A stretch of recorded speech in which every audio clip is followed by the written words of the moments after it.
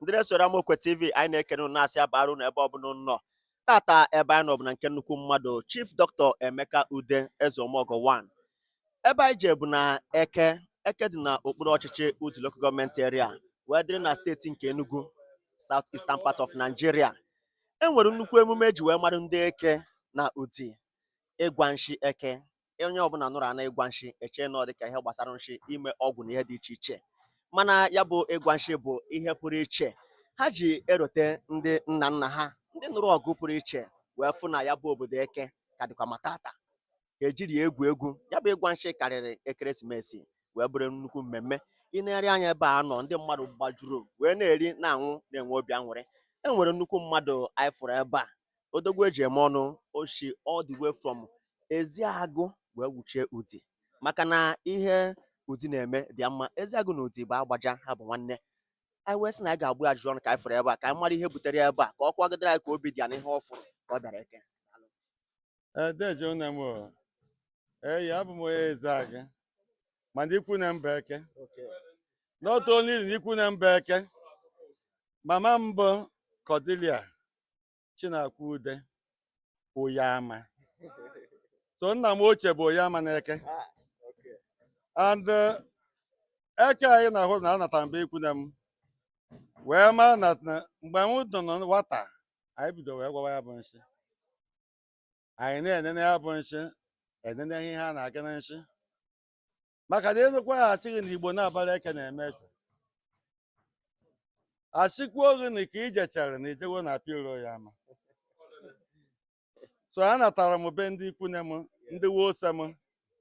So ọ bụ ha dịka na m bịara na m na-aga ha ụzọ wa anatara m ikwu na m, mana ose m aka ka ha dị Janzi ọkawo ọkaka ha eyi. So ya so anyị bụ m Oyama, ọ bụ m onye mụrụ bụ Oyama na Eke. Okwuro ha ụwa ọzọ ji ya wu Igbo niile bịakwa neta ndị ohi ha fọrọ ị na-achị. A na-akpọ ya Oyama ụwa ọzọ ji n'Eke. A na-akpọ ya Oyama ụwa ọzọ ji n'Eke. Okwuro ha ụwa ọzọ ji ya wu Igbo niile bịakwa neta ndị ohi ha fọrọ ị na-achị. Ka ọ na aka na ọdịrị eze. Ọ ihe a bụ ihe anyị na-akụwarụ na ihe Amokwe TV na-agba mbọ iwepụta igosi unu ihe Igbo ji wee dị iche. Ị na-anya efu aka o nyere gị kịta, efu ihe o ji wee wuchie ebe a. Ọ nọ na-alacha aka mana ọ na-enwe obi aṅụrị na ya so na ihe a na-eme. Unu ga-ama ama na nnukwu mmadụ Ozo Joe Mammel, ọzọ tozuru etozu. Anyị wee na-asị gị were ohere a gwazie Igbo niile ihe gbasara Igwa Nshi na ihe ịma maka ya. Ka o si wee dịkwa ezigbote mma. Abụ m the under Sullivan ihe a na-achọ Chime, Commissioner for Culture and Tourism. So n'ihe niile gbasara culture bụ ihe a rụrụ for that year for 4 years. Ihe eji mara ndị mmadụ bụ ihe bụ their own culture. Culture bụ an identity. Otu nke language bụ bụrụ a culture. Maka na onye na-asụ Igbo bụ onye Igbo, onye na-asụ Hausa bụ onye Hausa. Ịbịakwa n'ụlọ ihe gbasatara Igwa Nshi, onye emume Eke ji wee gosi ọgụ ha nara wute ndị ebe. Onye bụrụ ịnụkwa ahụ bifo eme ya, o nwere ihe a na-eme n'ọha na a na-akpọ egwuregwu. Ha ga-abịa tiche ya bụ egwuregwu bifo ha agwawa ya bụ nshi. Mana oyibo abịawo na ị na-achị na na-agwa nshi abụọ na ha na-eji ebute ọgwụ ọkịta. Mana ihe nyere ha Eke independence from ndị ya na ha nọ bụ emume ebe ha ka na-eme kịta. And enwere m ike categorically gwa gị na one of the strongest festival enwere n'Enugu State bụ Nshi Eke.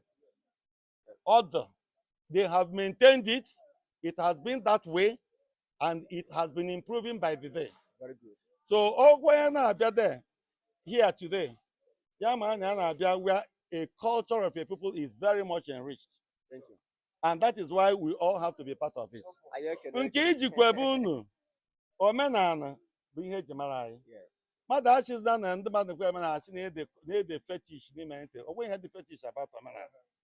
Ndị ahụ na-achị anyị na anyị dị fetish, ihe ahụ ha ji wee na-achị na anyị dị fetish abụghị omenala anyị. Ụka bịara mana ụka abụghị nke anyị.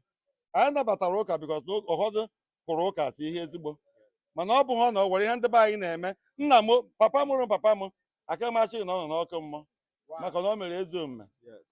Itokwere mmadụ ihe eji ahụ mmadụ n'ụwa abụghị maka na ịbụ ekristo na ezigbo ihe mere n'ụwa bụ ihe ka ajọ ọjị gị. Ọ bụghị ụka ihe ị na-eje maka na ị nwere ike ịnọ n'ụka ahụ bụrụ ekwensu kacha ekwensu. So ihe kacha mkpa n'ụwa bụ ịdị mma n'ihu Chukwu na ịdị mma n'ihu mmadụ. Onye ọbụla dịwa mma hụ mmadụ ibe gị n'anya ka Chukwu si wee hụ n'anya. Ihe ụkwụ ya ma nnukwute geeti akwanyere gị n'ipere n'ihu ọzọ. Gị bụ onye ọma na-esere anyị na Amokwe TV na ya bụ mkparịta ụka anyị na-enwe. Onye nke gị Ọnya Ahịlachukwu Ebuka, anyị ka ga na-ewetara uru ozi gbasara ya bụ Igwa Nshi Eke wee na-asị gị daalụ. Na ihe agha ihe abụghị nke obere ọjanzi one m. Onye bịakwara ịma ha sị na hafụ ebe a na-arụ arụ. Anyị bịara bụ onye ibe anyị bụ ọzọ. O nwere nke anyị si anyị gbafu ya na ya ejiwe nke a na-eri oriri. Ihe ochi m nọ kete na okwu ayịhọkwa onye na-egbu okwu ayịhọkwa onye na-egbu na onye na-ete aka ha.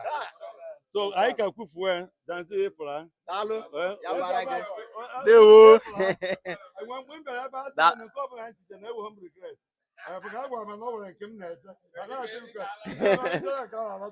Daalụ maka isoro Amokwe TV, anyị na-ekene gị, ya bara gị. Ndewo.